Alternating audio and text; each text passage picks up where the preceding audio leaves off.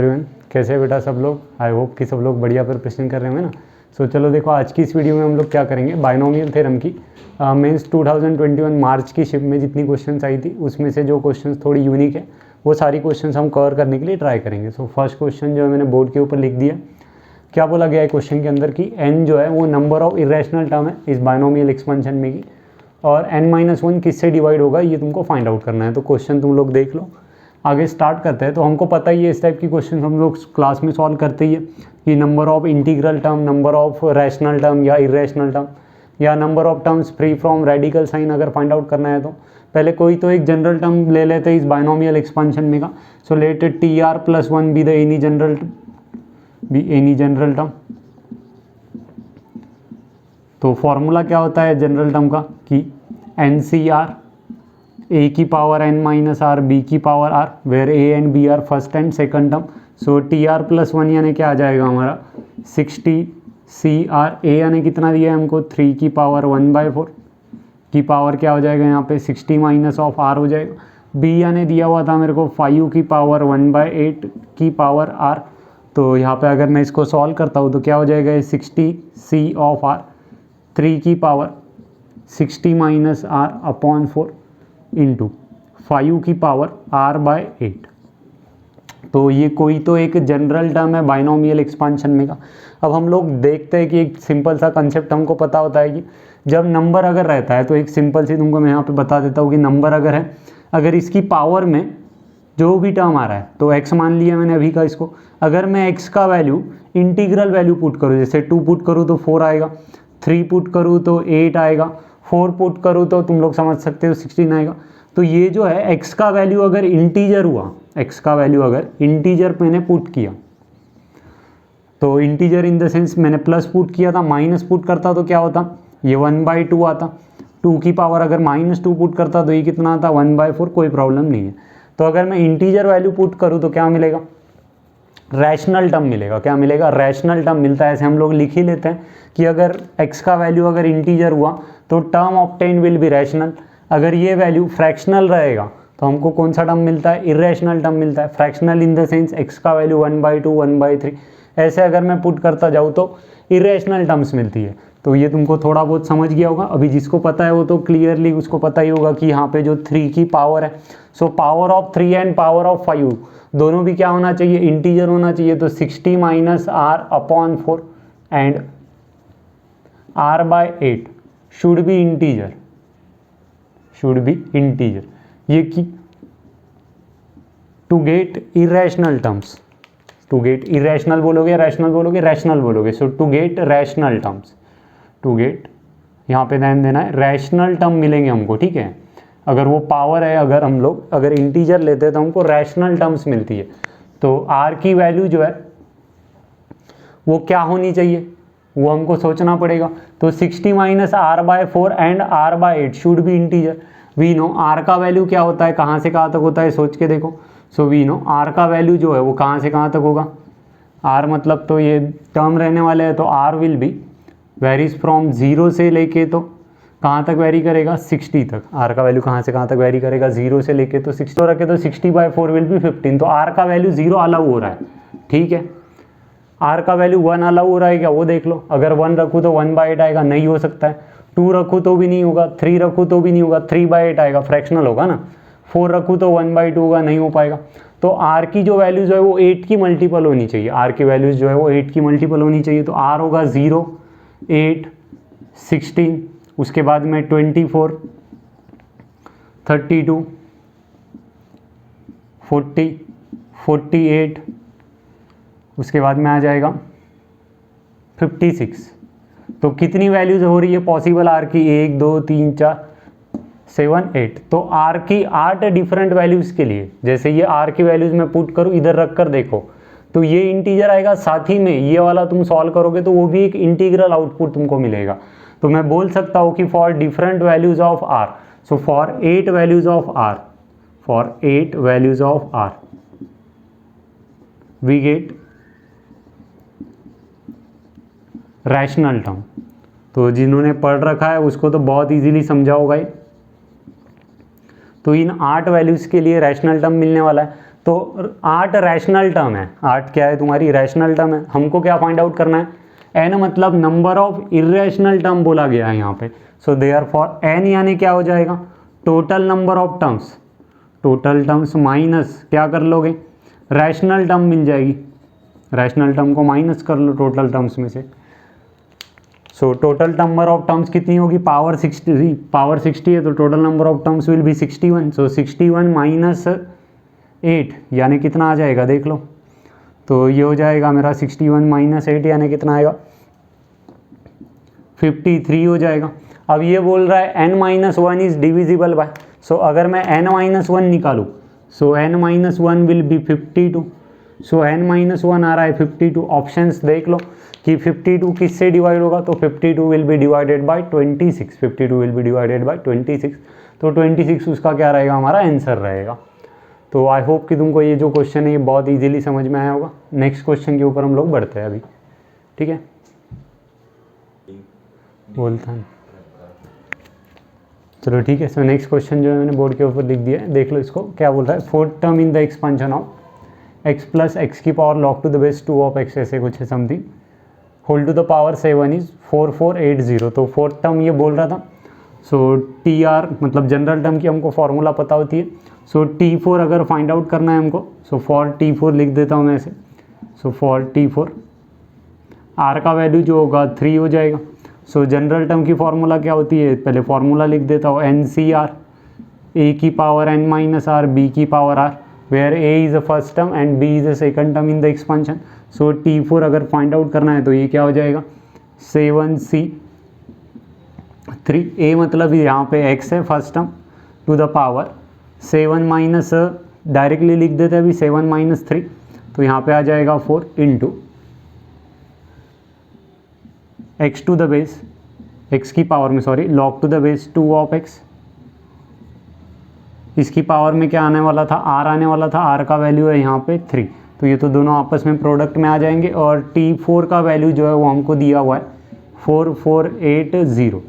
सो ये तुमको समझ जाना चाहिए। तो 4480 इक्वल्स टू क्या हो जाएगा 7C3, यानी कैलकुलेट कर लेते हैं तो 7 into 6 into 5 upon 3 into 2 into 1, तो ये 3 2 6 चला गया, इंटू x की पावर 4 इंटू ये बन जाएगा मेरा x की power 3 into log to the base 2 of x, तो वो आगे और सॉल्वेबल है। सो ये 4480 अपॉन 7 इंटू 5 इसको सॉल्व कर लेते हैं। सो ये कितना हो जाएगा 4480 upon 7 into 5 is equals to x की पावर 4।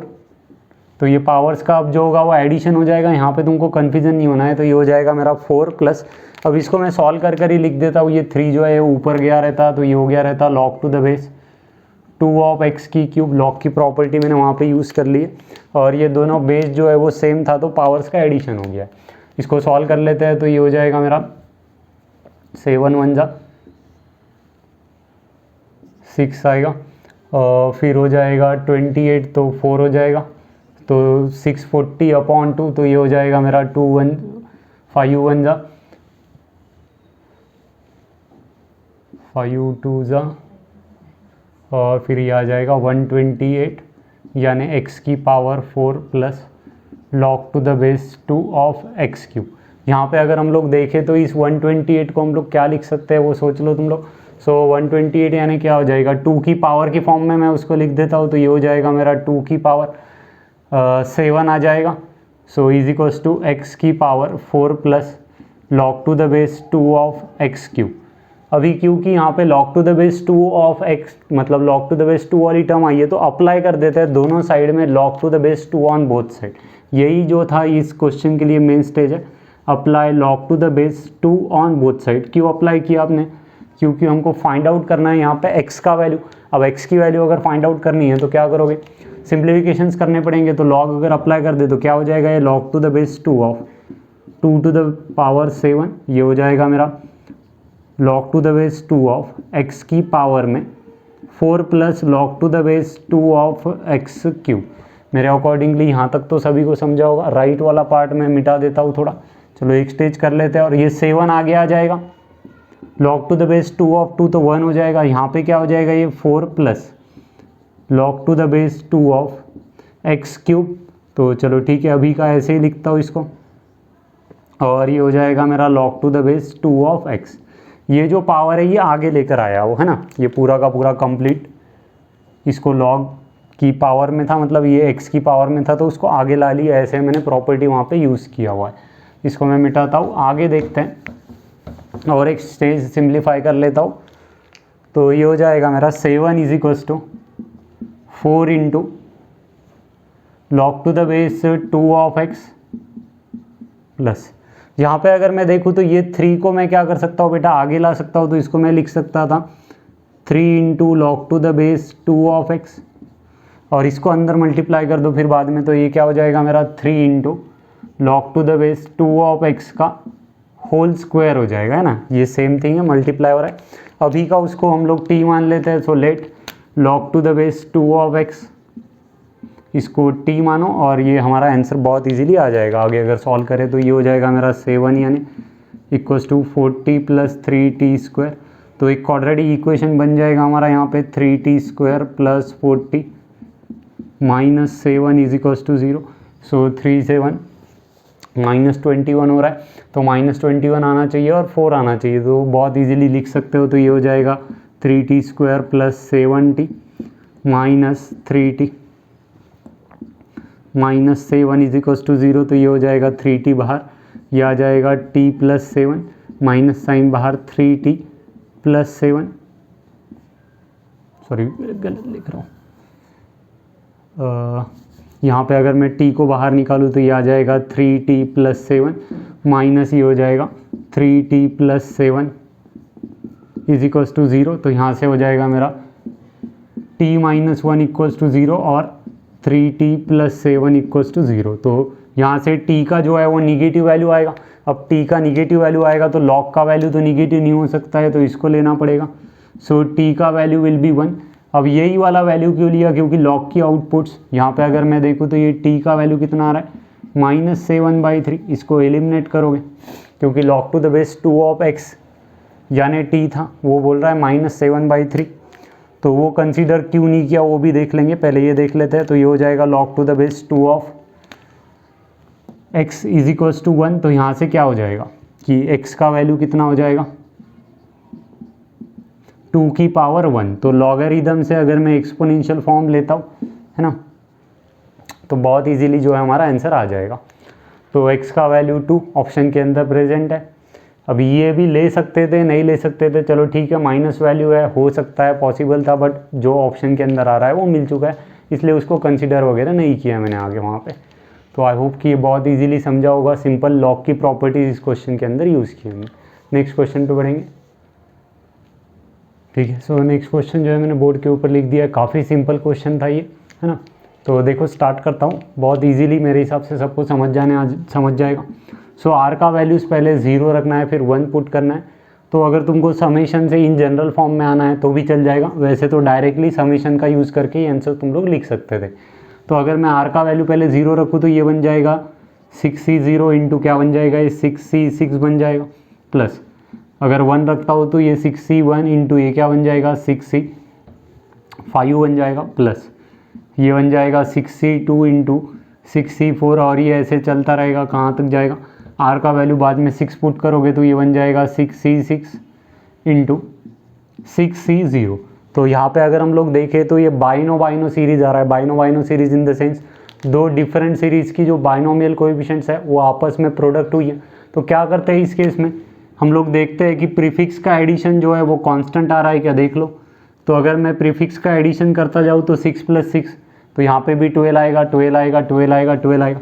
इधर अगर मैं प्रीफिक्स का एडिशन करूँ तो 0 + 6, सॉरी सफिक्स हो गया, ये नीचे वाला, ऊपर वाला प्रीफिक्स हो गया, तो ये हो गया 1 + 5, ये हो गया 2 + 4, और ऐसे ही अगर मैं देखता हूँ तो ये 6 + 0।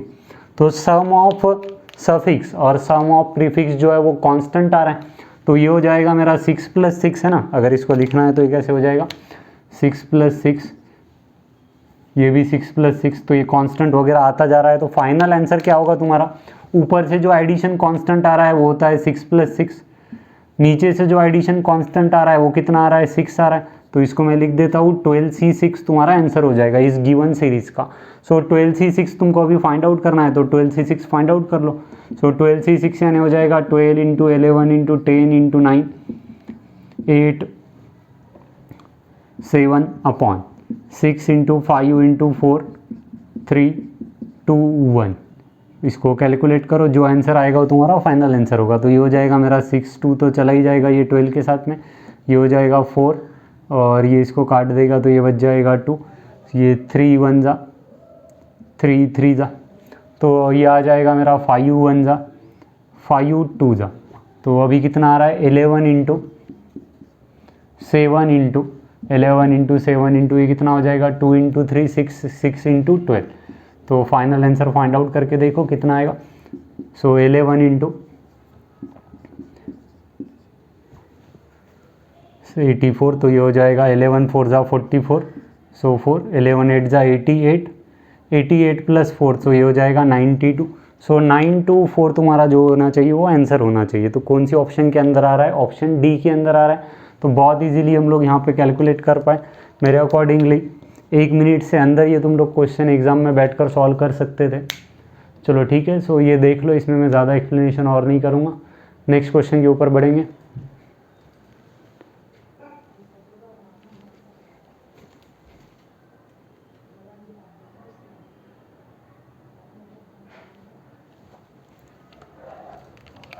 चलो ठीक है, सो नेक्स्ट क्वेश्चन मैंने फिर से बोर्ड के ऊपर लिखा है। क्या बोल रहा है क्वेश्चन के अंदर, देखो।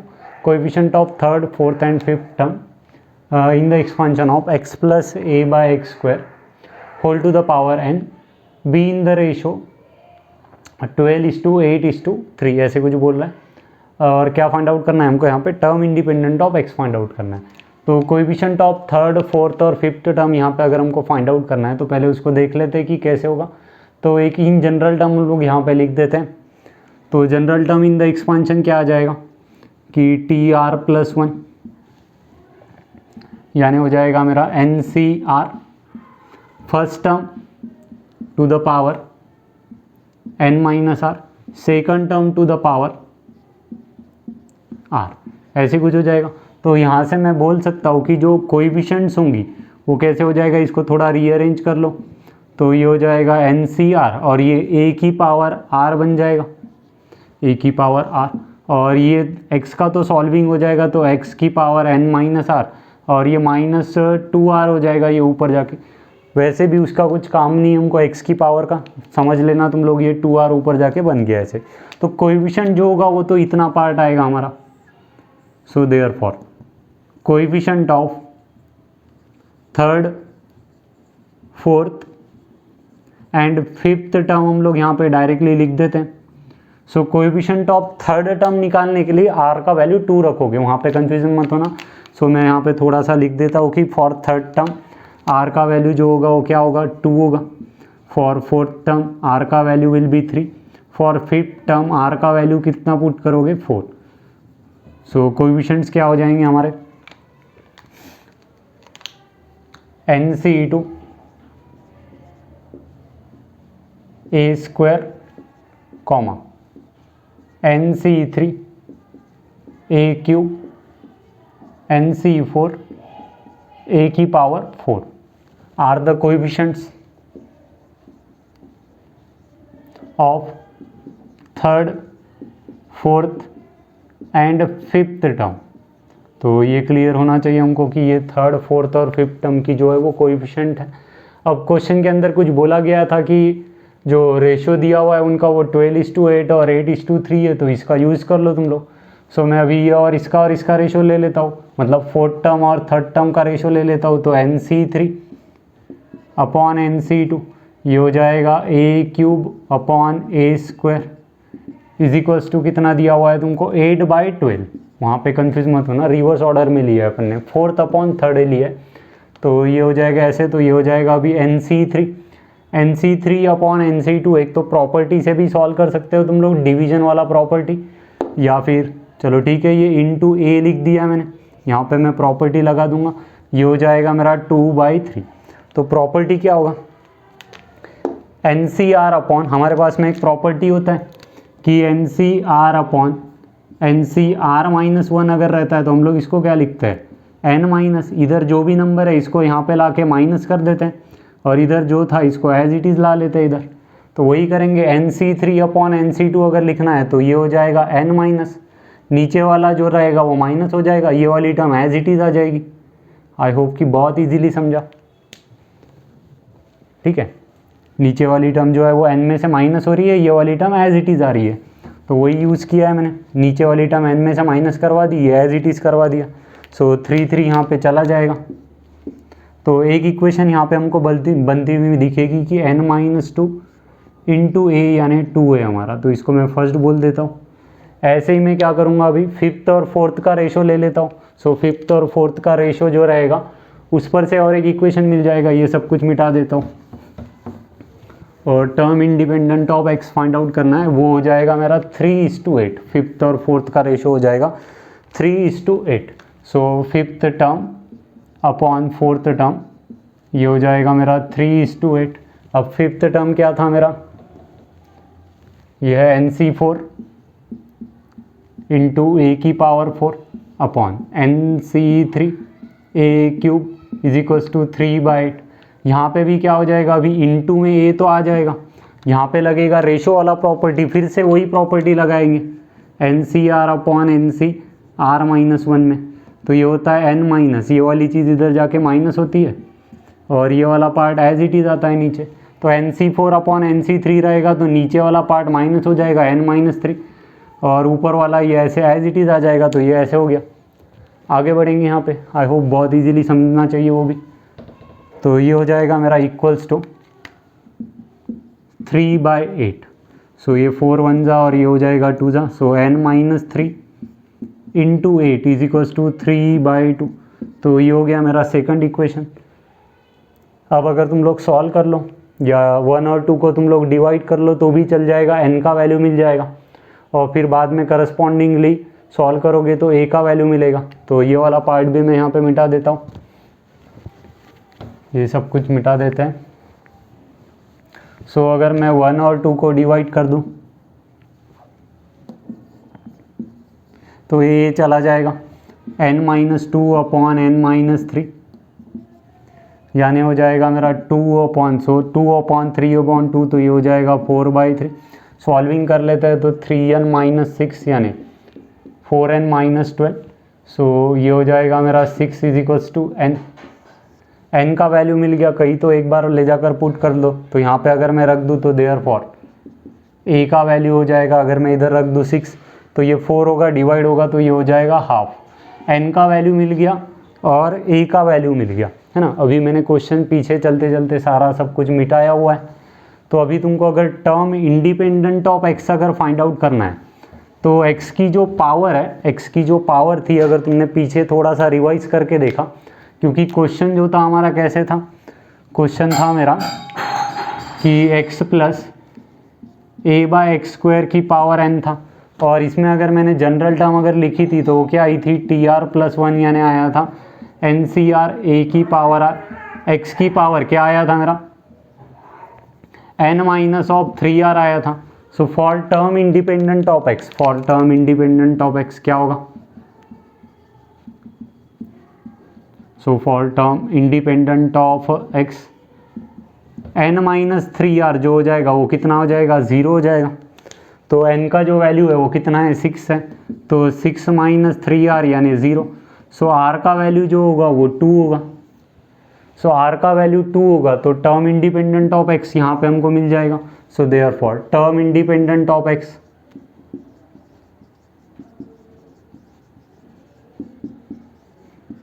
अगर हमको फाइंड आउट करना है तो r का वैल्यू कितना पुट करना चाहिए, हमने 2 पुट करना चाहिए। So term independent of x will be NC2 a की पावर 2।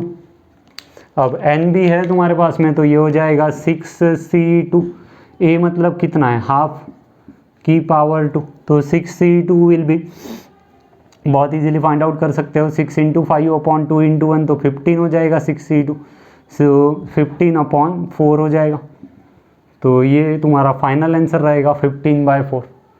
ठीक है, तो मेरे हिसाब से तुमको बहुत इजीली जो है इसका आंसर समझ जाना चाहिए था, चलेगा। तो नेक्स्ट क्वेश्चन के ऊपर बढ़ते हैं।